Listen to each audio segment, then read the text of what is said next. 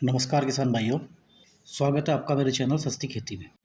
किसान भाइयों, मैं उत्तर प्रदेश के एक अनुसंधान केंद्र में कार्यरत हूँ और मेरी कोशिश होती है कि मैं किसानों को सस्ती और वैज्ञानिक सलाह देता हूँ। तो किसान भाइयों, आज हम बात करेंगे एक जिद्दी और हानिकारक खरपतवार मोथा घास के बारे में, जिसका साइंटिफिक नेम साइपर रोटेंडस है, जिसे किसानों के बीच एक बड़ी समस्या माना जाता है। इसका नियंत्रण करना आसान नहीं है।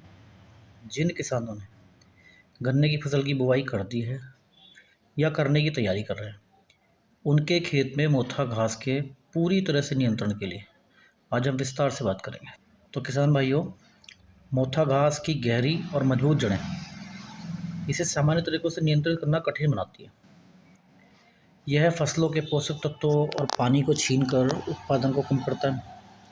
इसलिए रासायनिक नियंत्रण सबसे प्रभावी तरीका है, लेकिन इसके लिए सही हर्बिसाइड और सही तकनीक का उपयोग जरूरी है। हमारी फसल की स्थिति के अनुसार हम इसे 3 अलग-अलग स्टेजेस पे यूज़ कर सकते हैं। तो सबसे पहली स्टेज किसान भाइयों, हमारी बुवाई से, हमारी जुताई करने से 10 दिन पहले की होती है, जब खेत पूरी तरह से खाली होता है। तो पहला उपाय तो हम इसका तभी कर सकते हैं, सबसे सस्ते में हम मोथे घास से छुटकारा जुताई से 10 दिन पहले पा सकते हैं। दूसरी स्टेज होती है बुवाई के 10 से 15 दिन बाद की, जब मोथा तो जम जाता है लेकिन हमारा गन्ना अभी जमाव नहीं लेता।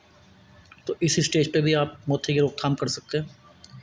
और तीसरी स्टेज होती है जिसमें फसल के जमाव के साथ मोथे का भी जमाव हो चुका होता है। जैसे आपका बुवाई से 25 से 30 दिन के बाद, या आपकी पेडी की फसल में भी ऐसा ही होता है कि आपके पौधे भी बड़े होते हैं और साथ साथ मोथा भी जमा होता है।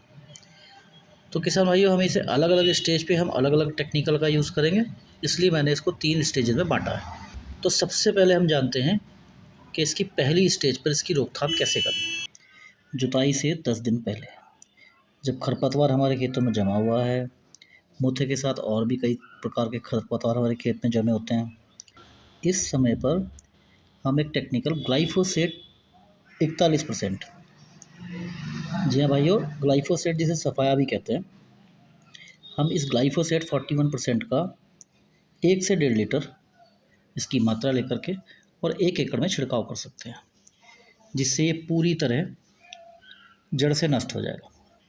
ग्लाइफोसेट एक नॉन सेलेक्टिव हर्बिसाइड है। नॉन सेलेक्टिव का मतलब कि ये किसी एक विशेष घास को मारने के लिए नहीं होता, ये हर प्रकार के खरपतवार को नष्ट कर देता है।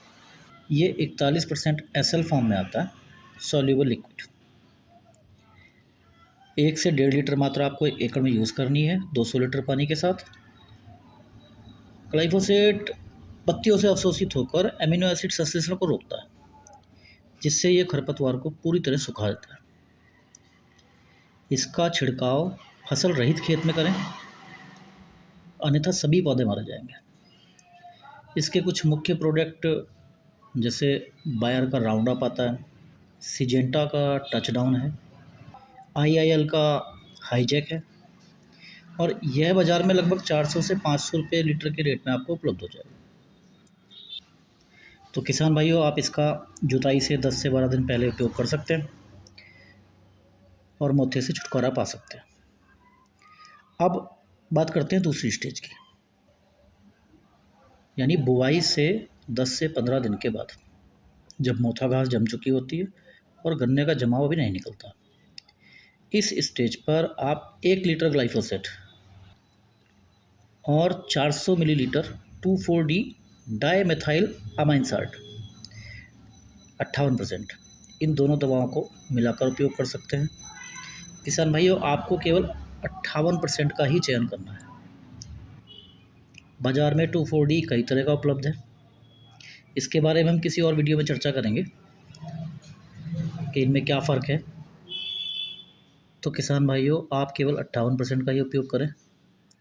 इसके कुछ मुख्य उत्पाद जैसे अतुल लिमिटेड का जूरा, इंसेक्टिसाइड इंडिया लिमिटेड का ट्विस्टर, धानुका का वीडमार सुपर, यूपीएल का सफाया, इन नामों से बाज़ार में उपलब्ध है।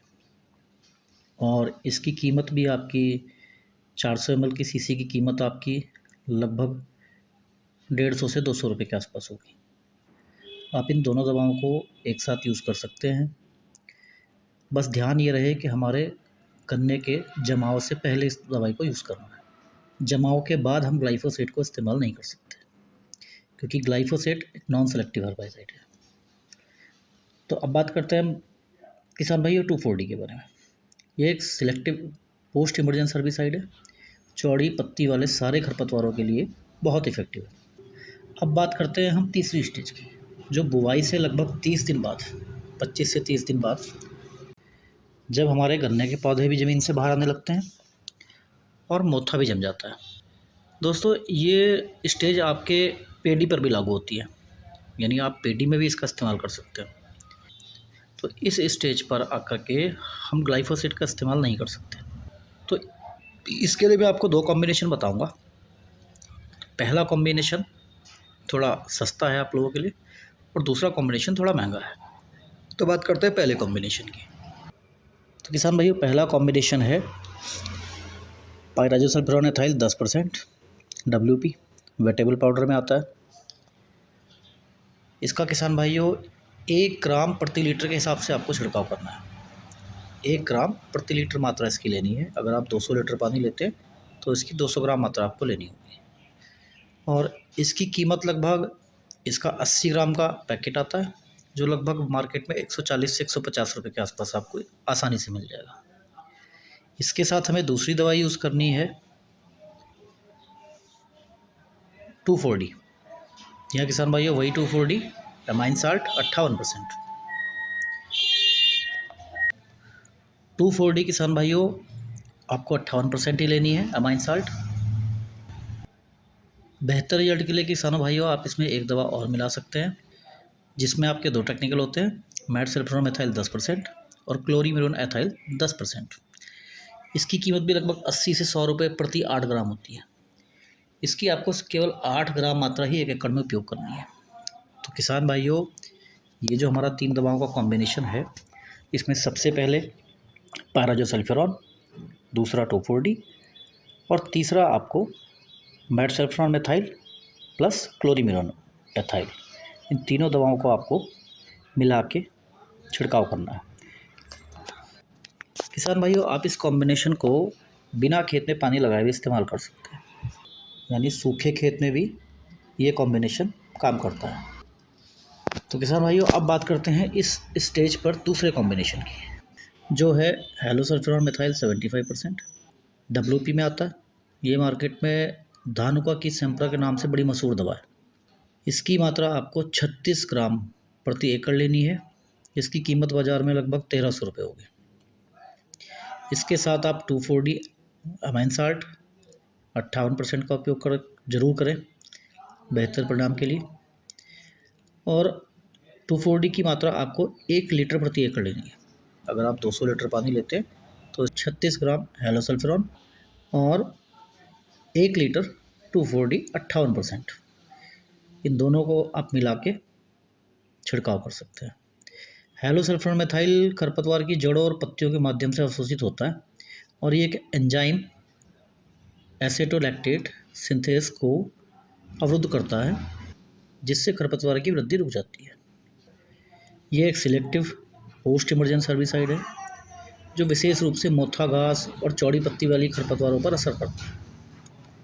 तो दोस्तों, यह था मोथा घास के रासायनिक नियंत्रण के प्रभावी उपाय।